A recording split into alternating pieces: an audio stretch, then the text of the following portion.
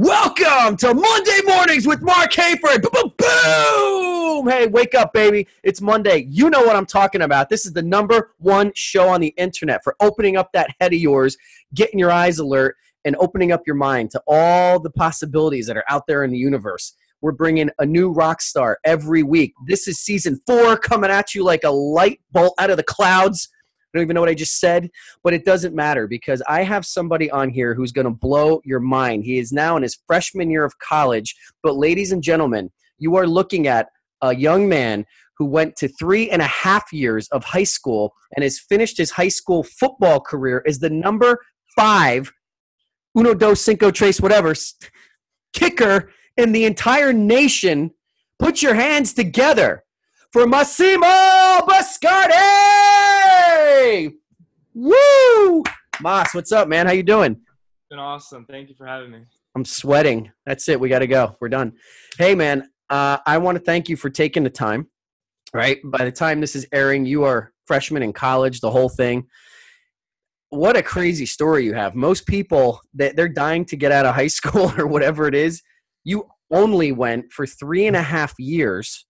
And part of that is because of your athleticism. I'm assuming a lot of that's because of your mindset and your I don't know. You're going to have to tell me the dedication, the discipline, what your parents are feeding you. I don't know, 8 hours sleep, whatever. And the other half of that is the hard work you put into school and grades and everything, man. So first of all, welcome to the program. Guys, you're looking at a future NFL kicker. That's what's happening here. This young man has done the do. He's fought through injury. He's had adversity, and his hard work has paid off. And we're going to take the next few minutes digging into his mind and his work ethic and just see what the heck's going on here. Mas, talk to us, man. There are thousands of football teams, thousands of high schools, thousands of players, thousands of kickers, and you went number 5 in the entire United States of America?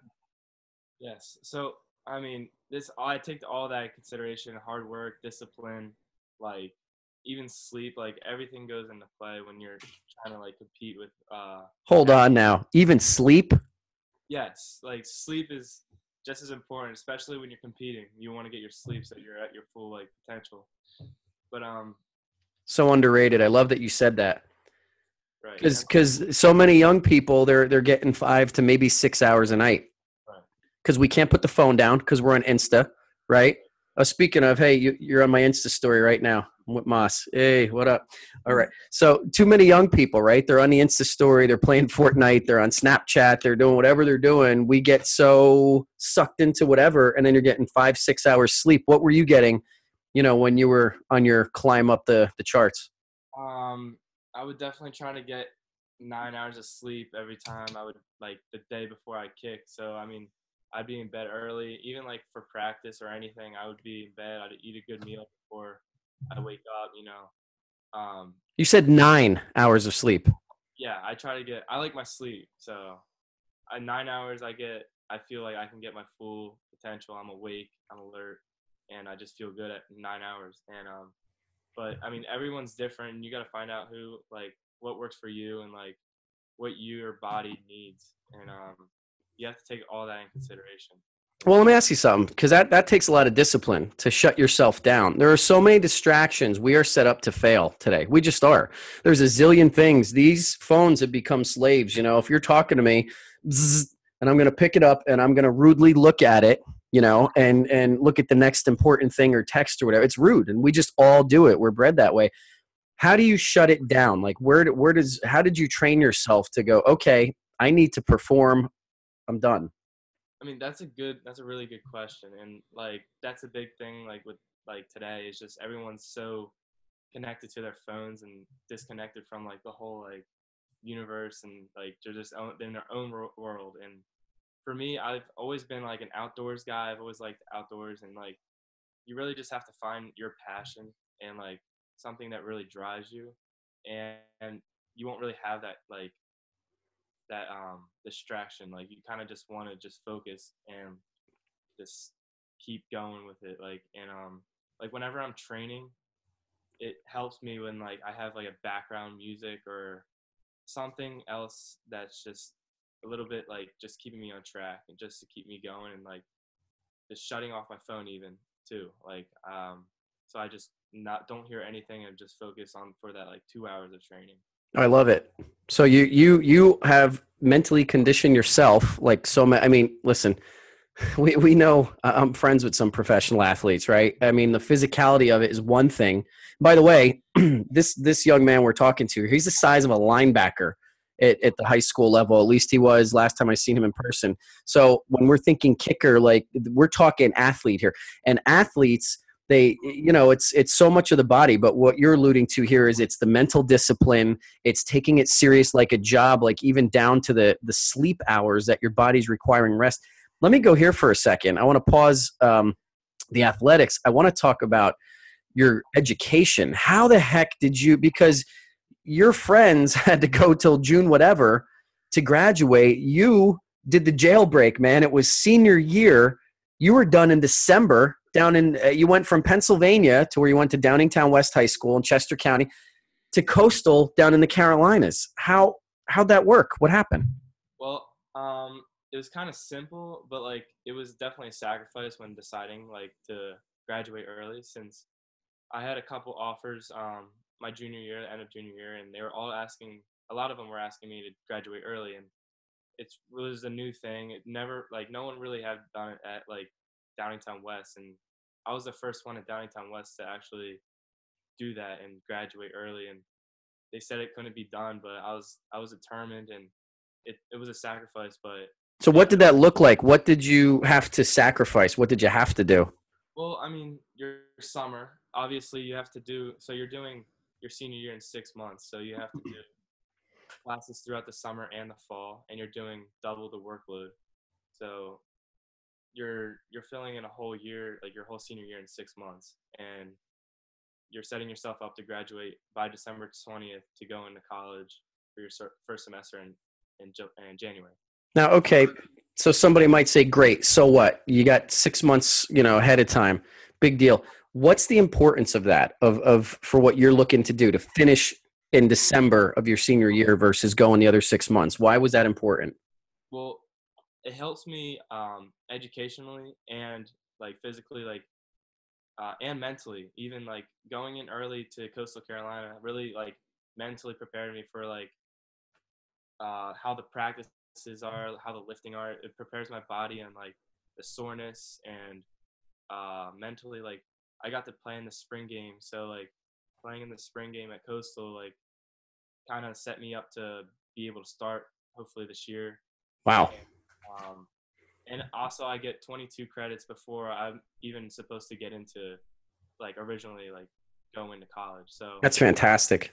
right, and it helps me, like that's gonna make me graduate in 3 years instead of 4, and that then sets me up to get my master's eventually in college. So Or NFL, depending on how your career goes. And what's interesting about this to me, and I'm glad that you're pointing this out and you're really putting some light on this, because so many kids are amazing athletes, and we see all these shows on TV now that kind of glorify this, and you could be a freaking rockhead and some college is going to snatch you up and you just got it like that. But that's not necessarily the case for most people. And you're showing here that I'm assuming you were more than the C- grade point, right? you need at least like, I know for football you need over a 2.7, but colleges won't look at the bare minimum even if you're an athlete. So you need really good grades. They look at that, and that's a high like percentage of what they take into like their consideration. I'm glad that you said that. So they know they can go out and get another person that can do the job and have a better grade average. So you have to set yourself apart from other people. You have to set yourself apart, he just said, kiddos. Check that out. So the hard work pays off. Take the grades freaking serious. It's important. Anyway, all right. I'm yelling at you. You don't even need to be yelled at because you're rocking it. So tell me football now. Look, what have you been doing as far as how did you get to where we are now, to where like I could even say to you, or NFL, and you don't even blink because that's on the radar. What did that look like? I mean, do you just got it like that? You have a silver foot? Did it take work? Did you, were you off-seasoning it? Like what, take us through that whole process. All right. Well, first it takes like maturity. It definitely at first when I first started like playing football, I was like kind of off and on, like wasn't taking it as seriously. But What grade are we talking about? What age? I'm talking like ninth. Like I started football in ninth grade, and Really?